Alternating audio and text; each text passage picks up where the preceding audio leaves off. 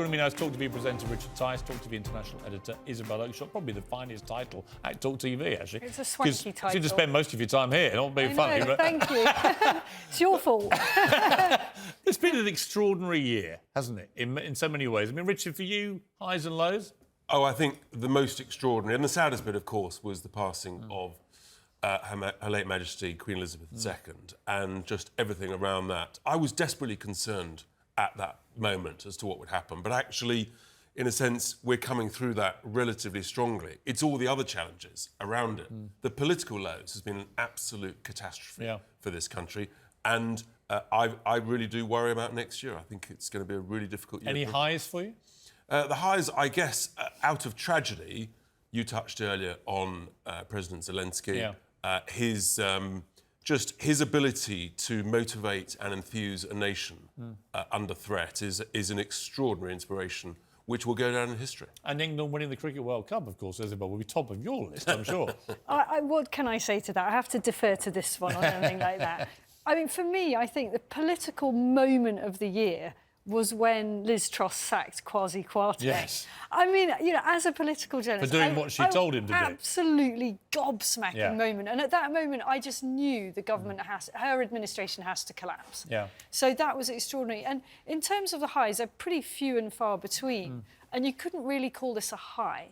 But I would say that the way that the country came together after the Queen died and the pageantry of that, all those kind of commemorations in the week after she died. Well, it reminded us that we do have some things we can unite together about. Some things that we're good the vast majority of Brits came together for that and felt the same way about it. And we were good at it. Yes. And we're not really good at anything else right now. But once again, of course, it was the military, it was the armed forces who came together, the logistics, the pageantry, the ceremony, absolutely split-second perfect. And you sort of say, well, if they can do it, why can't large parts of the rest? It's the biggest problem right now.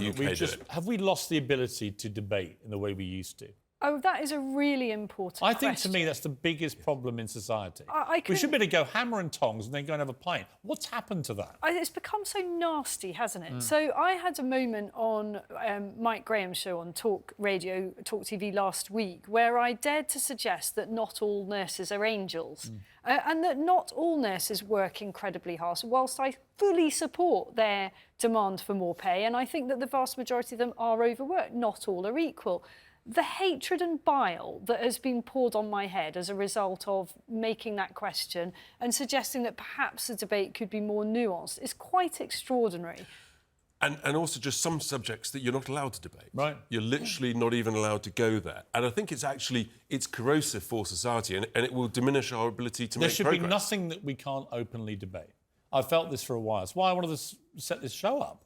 It's like this idea that we're all being quietly censored. Yeah. And in fact, not even that quietly now. Whereas things like gender and all this kind of thing, huge issues, by the way, with massive repercussions for society, that if you mention the wrong word at the wrong time about these issues, you get cancelled. It's like, how have we become... This is what North Korea does. I mean, look at the treatment of Lady Hussey. I mean, I don't think that what she said was right. I think it was clumsy and inelegant and crass and many other things.